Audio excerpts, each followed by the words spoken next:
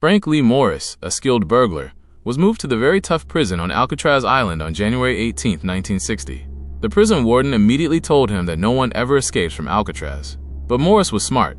He managed to steal a nail clipper from the warden's desk during their first meeting. Morris made friends with a few inmates: Litmus, who loved sweet desserts; English, a man serving life for self-defense killings; and Doc, an elderly painter. Doc's paintings often featured chrysanthemums, which he saw as a sign of freedom. Morris also made an enemy, a rapist named Wolf.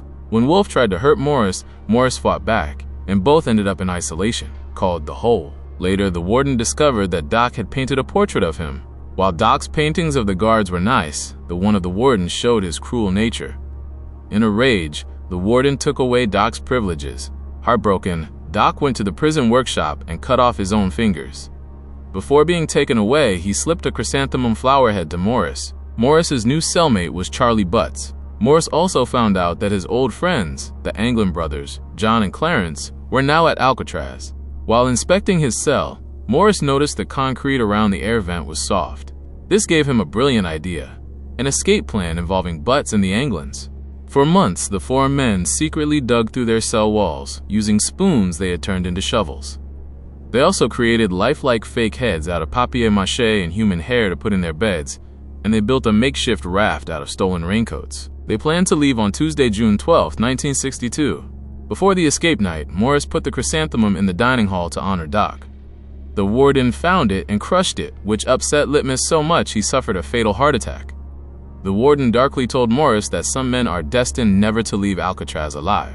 Because the warden suspected something and ordered Morris to be moved on June 12th, Morris decided they had to escape the night before, Monday, June 11th. Wolf tried to attack Morris again, but English and his gang stepped in to protect him. That night, the escape began. They were supposed to meet, but Butts got scared and couldn't leave his cell. Morris and the Anglins had to go on without him.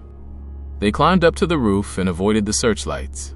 They scrambled down the side of the prison, climbed over a fence, reached the water, and inflated their raincoat raft. The three men escaped from Alcatraz, paddling into the dark night. The next morning, a guard found Morris's dummy head in the bed, and the alarm went off. The warden led a search party to nearby Angel Island, where they found pieces of the raincoat raft and some personal belongings. The warden stubbornly insisted the men drowned, arguing they would never leave behind their possessions. However, a police sergeant suggested the men might have left the items to make it look like they drowned. The warden then saw a chrysanthemum flower on a rock. An aide told him he was being called back to Washington and would likely be fired for letting the men escape. The warden, despite being told no chrysanthemums grew there, insisted the men were dead, crushed the flower, and threw it into the water. The story ends by stating that no bodies were ever found, and Alcatraz was closed less than a year later.